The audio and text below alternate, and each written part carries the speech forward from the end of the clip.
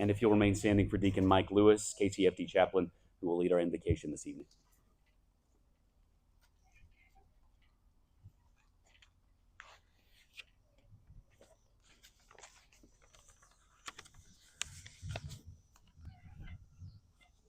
We remember, God of history and remembrance, we remember. We remember when the towers fell and the lives were lost. We remember the dust and the smoke, the despair and the grief. We remember the sense of vulnerability and shock. Remember the numbness that overwhelmed us as we watched on our screens hours and hours, waiting for an explanation, understanding it never came. We remember. We remember God of hope and God of peace. We remember the heroes who rushed to help, who guided the wounded down innumerable flights of stairs, who rose to overwhelm those who held death in their hands. Remember the hours and the days of binding wounds and healing hurts, giving comfort and drying tears. We remember words of support and compassion from all nations far and wide. We remember. We now call on you in our remembrance, God of justice and of peace. Give us the will to truly pray that your kingdom of peace and justice may come to this earth. Amen.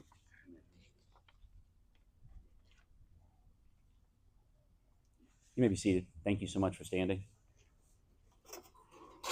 As I mentioned when I welcome you tonight, we are going to hear next from a couple of people who have unique perspectives. And I think that those of us that were alive on that day, we should count ourselves lucky if all that we had to do was react and call our families and ask the people around us if they were okay. That's all that we had to do in that moment. But there were thousands of people across the country, men and women, who had to do a lot more than that because of the badges that they wear and the careers they chose. And I'd ask that you to keep that in mind as our next speakers come up and offer their perspectives on this day of the people who were not allowed to simply watch in shock and awe and horror, but had to respond in the ways that they best saw fit and were commanded to in those days. So I want to start by introducing Kansas City Police Chief Stacey Graves.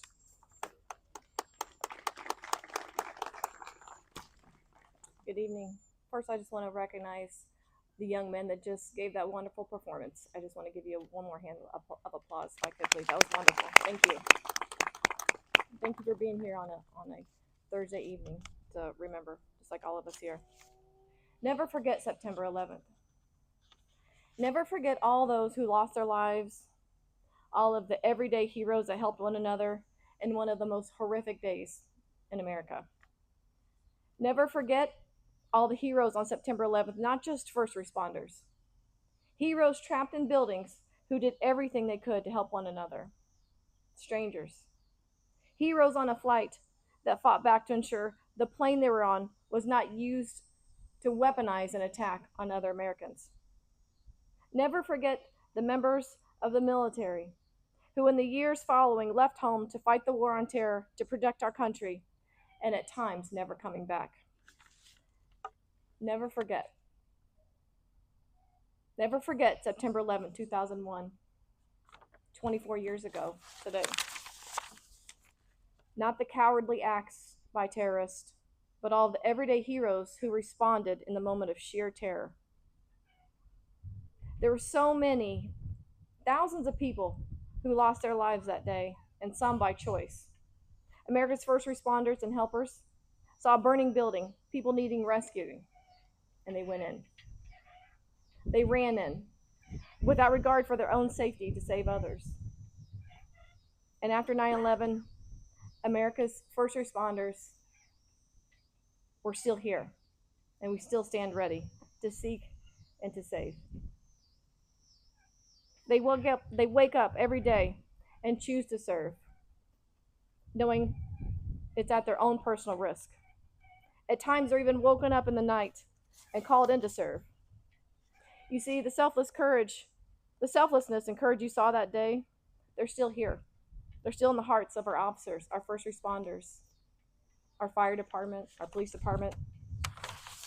Never forget how we all came together after September 11th. I had the opportunity of meeting two presidents this past weekend, and one of which, as soon as I saw him in person, it took me right back to 9/11, and that was George Bush. That was the first thing I thought when I saw his face. It brought me right back. The way he rallied everyone, the way we were all indivisible at that time. The American spirit during that time truly showed up, and we were indivisible. We proudly hung our American flags.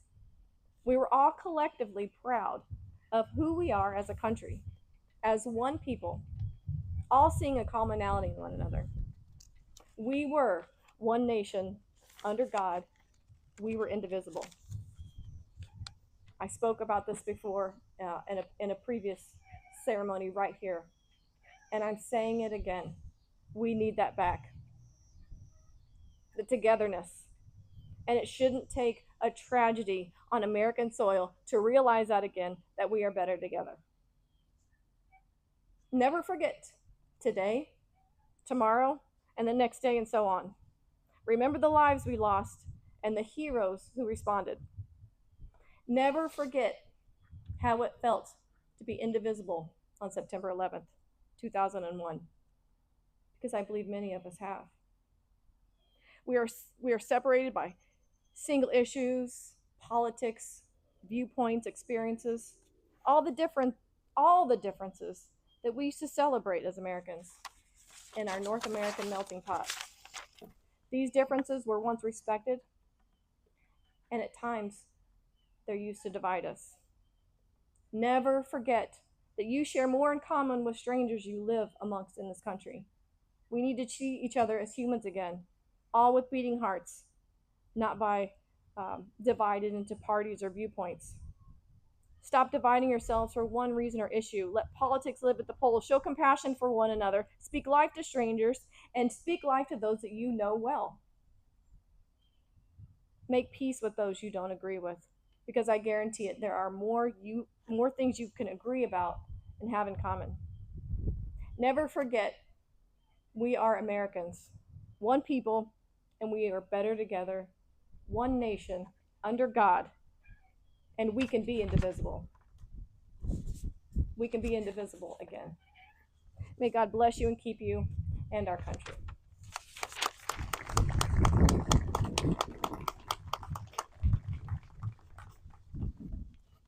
Thank you, Chief Graves. Now please welcome to the podium Kansas City Fire Chief Ross Brundison. On September 11th, 2001, our nation and the fire service were changed forever when 19 hijackers took the lives of 2,977 people in the deadliest terrorist attack in history. When the Twin Towers collapsed, along with the civilians, police officers, EMTs and paramedics, and 343 members of FDNY lost their lives while trying to save those trapped inside and above the burning inferno, some 80 floors above the street. This tragedy devastated our nation and the world, sending shockwaves of grief and despair throughout the fire service. 3 days later, President Bush stood on the pile of rubble and debris that was once the Twin Towers and said, "Never forget." That is why we are here today, to honor that promise made 24 years ago. There is no greater honor than to give one's life in service for another. As firefighters and first responders, we understand the risks and the dangers that come with the profession that we have chosen. We accept those risks, we embrace them, and when others are running from danger, we forge ahead. Not because we are fearless, but because we are able to push ahead in spite of the fear, hoping to find one more person, one more mother, one more father, one more child, and bring them to safety. There are dozens of eyewitness accounts from the civilians at the Twin Towers that day, who passed firefighters in the stairwell as they made their way out of the building. They recall firefighters in full turnout gear, carrying loads of additional gear and equipment, climbing flight after flight of stairs, not with looks of fear or despair on their faces, but with the look of sheer determination. Determination to make it to the victims who so desperately needed them some 80 floors above. Even after the first tower collapsed and orders were given to evacuate, these brave souls, these dedicated public servants, refused to retreat. Knowing that they themselves may die, they refused to leave without trying to save all that they could. They took an oath when they joined the fire service, and they died honoring that oath. They were and are the true definition of a firefighter. So today we come together to honor these brave souls and to honor the promise to never forget the sacrifices that they each made in the service of others, to honor them by continuing the great traditions of the fire service. We pray for their souls and we pray for their loved ones they left behind. May God bless them and watch over them, and may we as a nation never forget.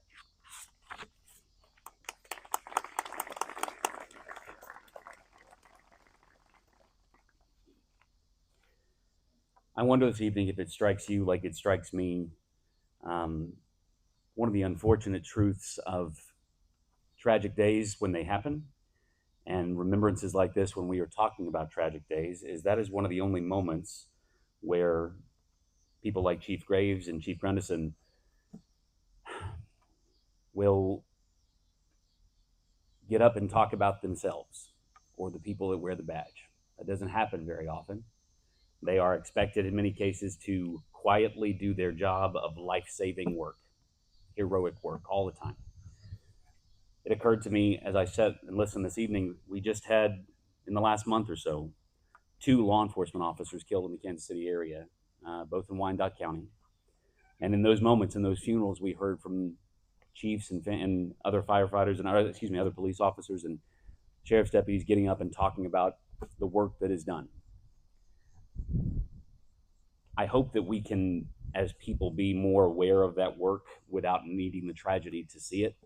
Chief Graves mentioned that a moment ago, but I am thankful for these moments, as difficult as they are in some cases, in which people like Chief Graves and Chief Grundison have a moment to tell us who they are and what they're doing, and we get to think about how grateful we should be that they're there.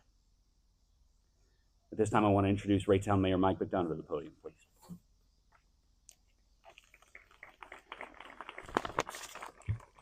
Good evening. Gentlemen, beautiful, beautiful song. Sometime when you're up to it and you like to read about history, read all about that song. That song will take on a whole new meaning for you at your age. Just try it sometime. It's amazing. We gather here today in a sacred place as we have for years. We're here to remember. More than that, we're here together to honor. To honor the souls lost, the families shattered, the heroes who emerged from the ashes of that terrible day. For some of us, the memories are as clear as yesterday: the blue sky, the sudden impossible images on our screens, a sickening lurch in our stomachs as our world shifted hugely. For others, it's a story passed down, a history etched into the hearts of our parents and our grandparents. Before I was mayor, I was a police officer for 40 years. I was getting dressed that morning to go to duty as sergeant in the detective unit while I was watching that happen.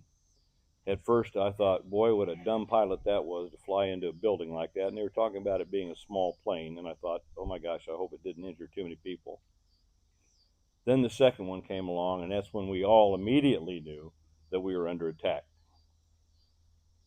It was the most horrendous event, and I've seen a lot of them in my time, that I can't ever shake it from my memory. They hit the Twin Towers, and then the third plane crashed into the Pentagon, and the fourth plane was brought down by brave passengers at a field in Pennsylvania who fought the terrorists that had hijacked that. That's the kind of bravery that these people have all been talking about and I'm talking about. People that will rush in to save others, people who will run into fire, run into gunfire to save other people that they don't even know.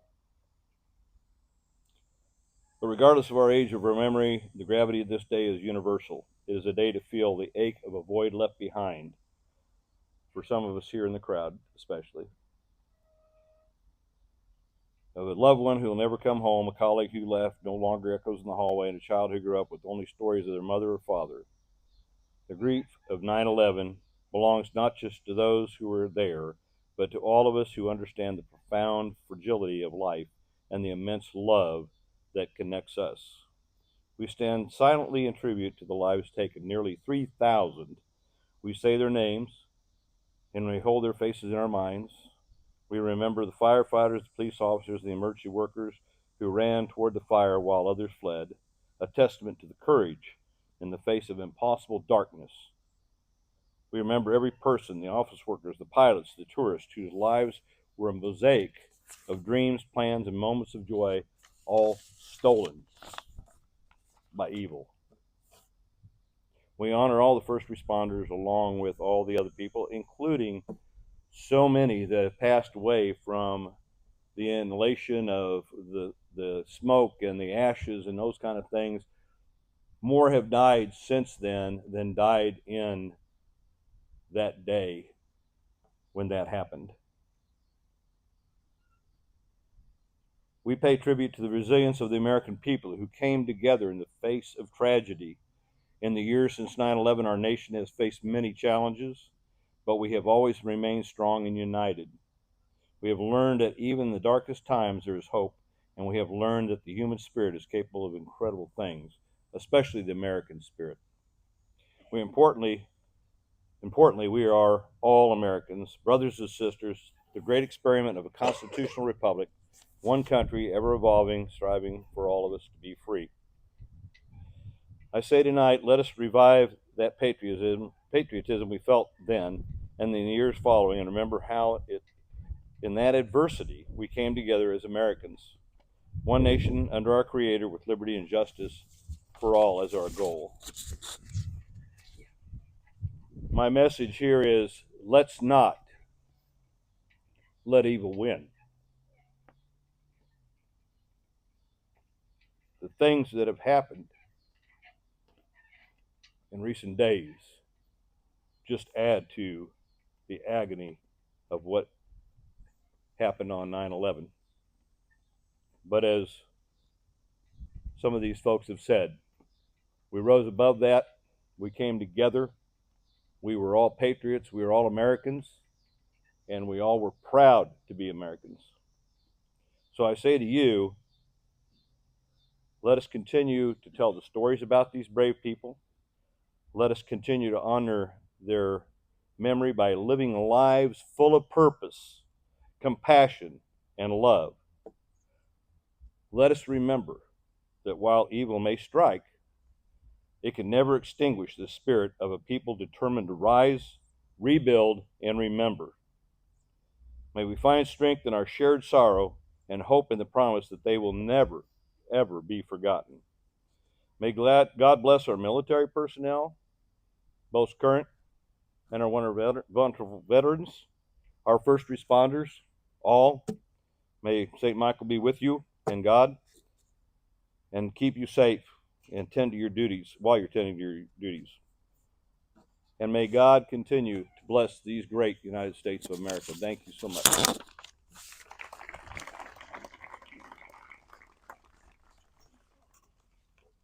Mr. Mayor, thank you. Now I'd like to introduce John Williams, who's the commander of American Legion Post 189, to offer some thoughts tonight. Thank you, Taylor. Good afternoon, ladies and gentlemen, and students from our fine Rockhurst. We come together today to pause, reflect, and to pay tribute to the never-ending commitment and sacrifices of our beloved heroes who protect us every day of our lives, and all those who have lost their lives or had their lives dramatically altered by the consequences of these tragic events on September 11th. All the members of the military community, soldiers, sailors, airmen, Marines, and Coast Guardsmen, standing the post around the globe to protect our families and our interests. All the members of the first responder community, doctors, nurses, firefighters, fire rescue, EMTs, and paramedics. All the members of our law enforcement community, city and county police officers, highway patrol officers, sheriff's deputies, Customs and Border Patrol, and the Department of Homeland Security. All men and women on duty 24 hours per day, standing the post so that when we lay our heads down on the pillow at the end of the day, we are comforted in knowing that we are safe, we are secure. We are truly blessed to be Americans living in this great country. I have a short prayer. This is called the fireman's prayer. This is at every firehouse in the country. I will quote, "When I am called to duty, God, whenever flames may rage, give me the strength to save some life, whatever be its age. Help me to embrace a little child before it is too late, or save an older person from the horror of that fate.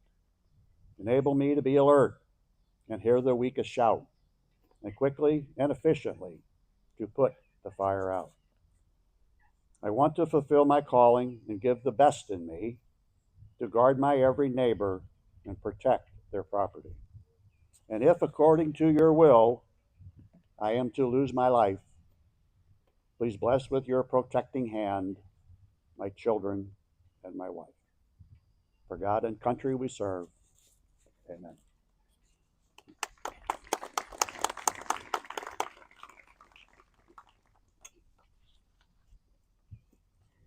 Now I'd like to introduce or welcome several people up as we have a moment where we come to the ceremony where we're going to be laying wreaths tonight. Doing so tonight will be KCPD Chief Stacy Graves, KCFD Chief Ross Grundison, Tom Tanner, who's the commander of the American Legion 5th District, Don Harris, who's the commander of VFW 5th District, and Raytown Police Chief Bob Cool. Welcome them as they lay the wreath tonight.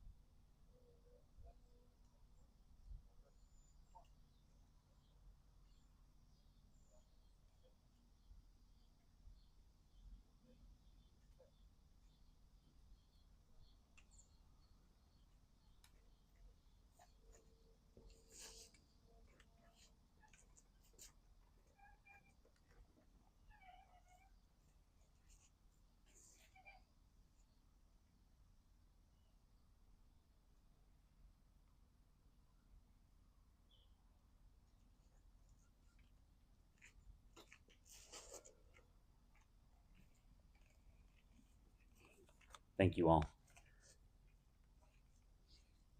As you all know, it's been 24 years.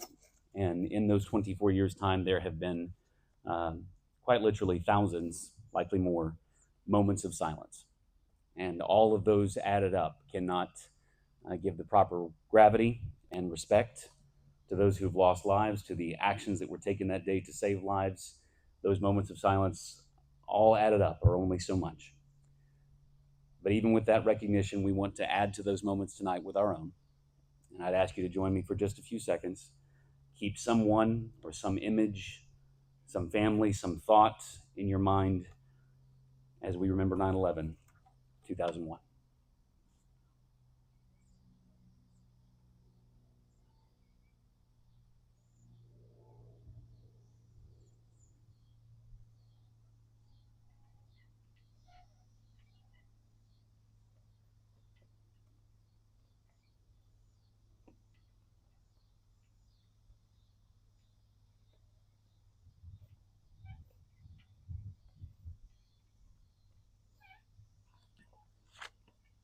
Thank you.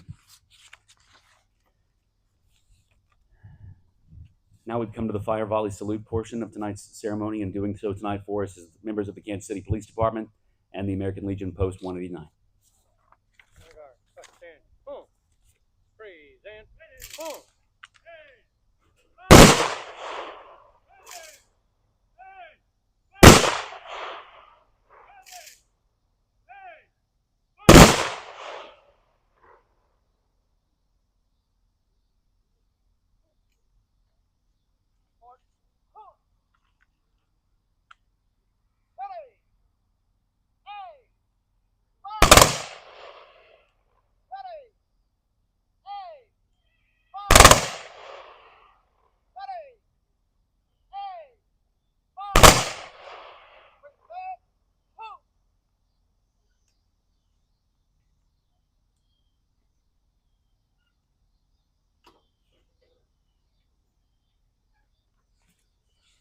And now I'd like to introduce Battalion Chief Tim Shield from the Kansas City Fire Department for the tolling of the bell this evening that you've likely noticed over here to my right.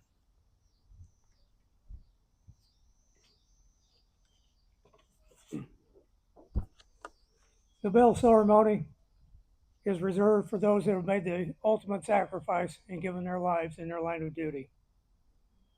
I will read an explanation of the bell ceremony. In the past, as firefighters began their tour of duty, it was the bell that signaled the beginning of that day's shift. Throughout the day and night, each alarm was sounded by a bell, which summoned these brave souls to fight fires and place their lives in jeopardy for the good of their fellow citizen. And when the fire was out and the alarm had come to an end, it was the bell that signaled to all the completion of that call.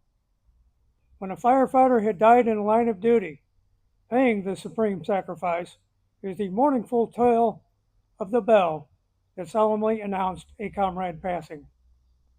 We utilize these traditions as symbols, which reflect honor and respect on those who have given so much and who have served so well.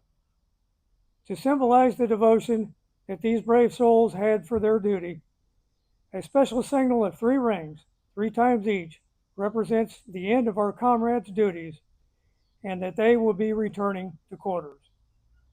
And so, to those who have selflessly given their lives for the good of their fellow man, their task completed, their duties well done, to our comrades, their last alarm, they have gone home.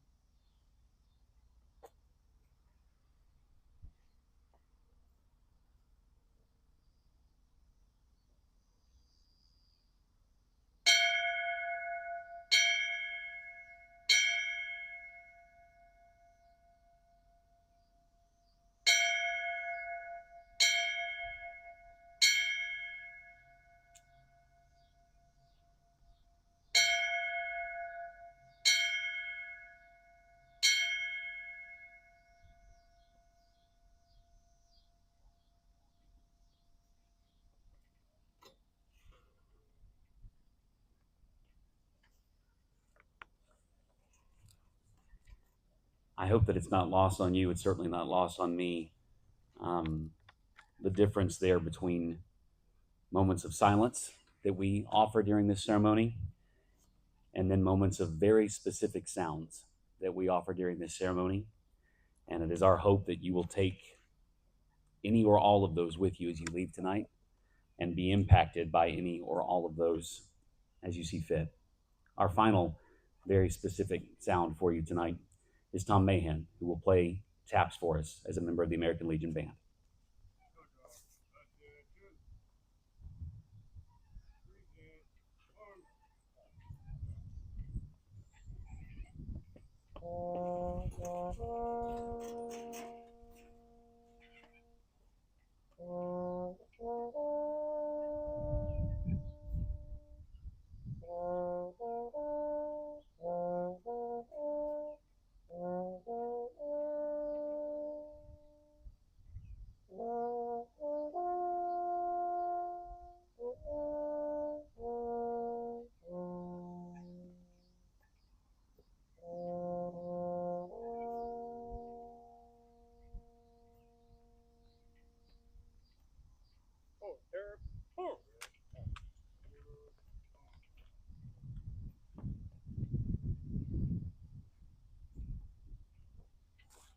You can be seated. Thank you for standing.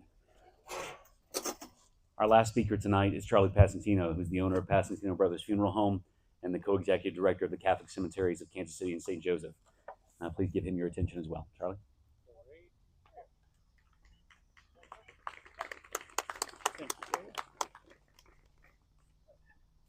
Ladies and gentlemen, again, want to thank each of you for being here with us. I see a lot of familiar faces that have been here every year since we started this. Going at the end after all these wonderful speakers, sometimes it's hard for me to come up with something to say. Everyone's been thanked. But I want to point out one person tonight that has been with us since day one. And without her, we wouldn't be able to have this ceremony. A lot of pieces to go together for this, but Jenny Murtis. Jenny, why don't you come where everybody can see you? Jenny takes all these pieces.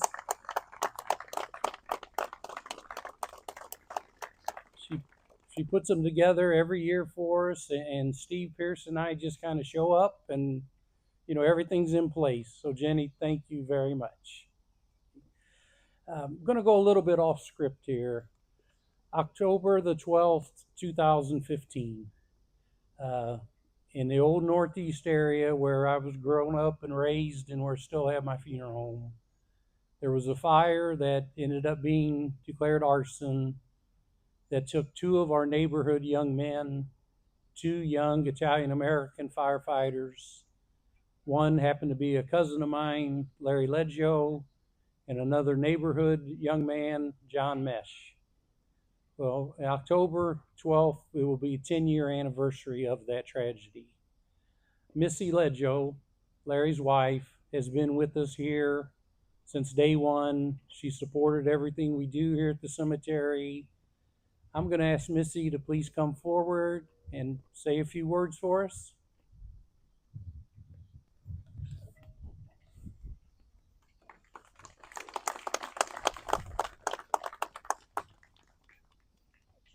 Can we stay here with you? I'm gonna try. Can we stay here with Piece of paper dirty. I'm not as good as all these wonderful people behind me giving speeches or saying their feelings on a microphone. I'm just going to read what I wrote last night after Charlie asked me to do this.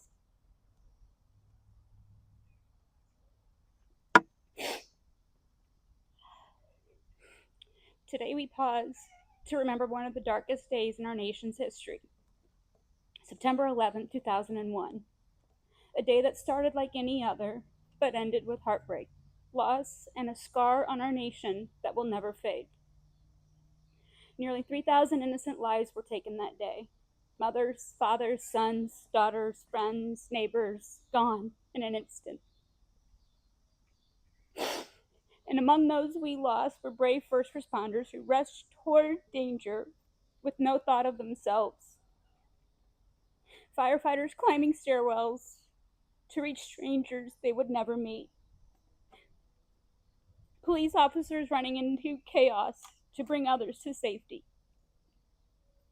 EMTs and paramedics working through smoke and rubble, giving everything they had until they could give no more.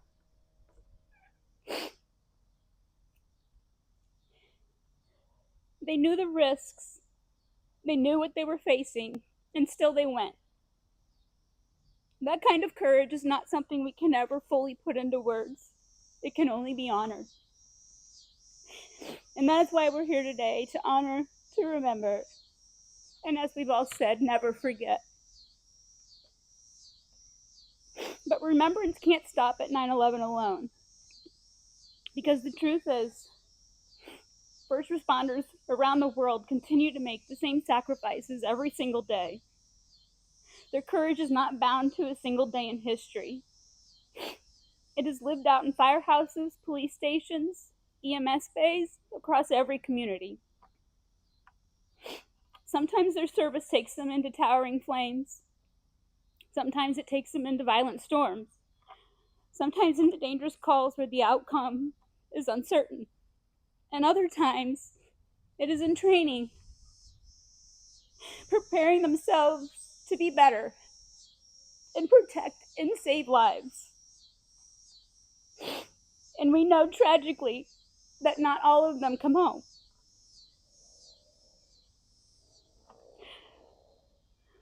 For me, this truth is deeply personal. On October 12th, 2015, just shy of 10 years, a decade, my husband, firefighter Larry Leggio of Kansas City, Missouri Fire Department, was tragically killed by a single person's greed-driven act. Larry was the kind of firefighter who gave everything to his community and everything to the people he loved. He was also deeply passionate about honoring 9/11. He often reminded others how important it was to never forget. Never forget the lives lost that day and the sacrifices that people made. When Larry died, my world shattered. But what has carried me forward is knowing that his name, his sacrifice, and his light will never be forgotten. And since his passing, we've lost even more first responders, so many that I've lost count. Each one is a reminder of just how fragile life is and just how powerful the calling to serve truly is. And that is why we must always remember this. It does not matter how a first responder passes in the line of service, whether a tragedy like 9/11, in a fire during a call, or in training, every single one of those lives matters. Every sacrifice is sacred. Every name deserves to be remembered. Because when someone puts on that uniform, they are making a silent promise to protect others, even if it costs them their own life.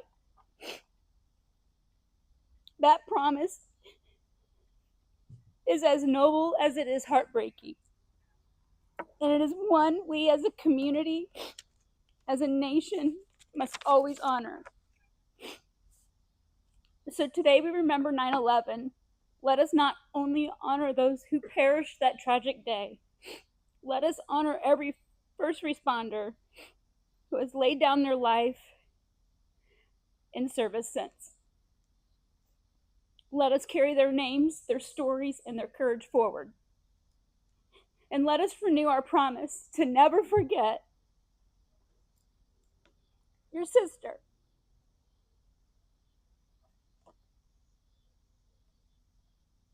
Not just the events of 9/11, but the lives of every man and woman who has given everything in the line of duty, including Larry and so many others. May we remember, may we always honor, and may we always be grateful. That's all I got.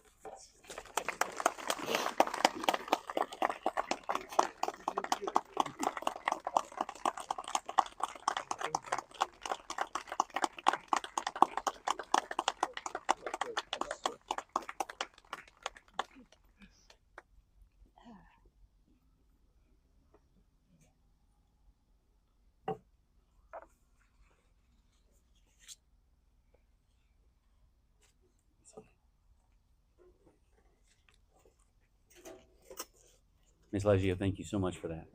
Thank you. That concludes tonight's ceremonies, and I don't really have anything else to say after something like that. There's nothing that I could offer that is a better perspective than that. So I just want to thank you all for being here. I want to thank you for every thought that you have given to this day today, that you will give in the hours between now and when you go to bed. And it doesn't have to stop just because tomorrow is 9/12. Keep that in mind. Thank you all for being here. I will ask you to stand one more time for the color guard dismissal as John Tootle plays on bagpipes to close this ceremony. But thank you again for being here tonight. God bless you.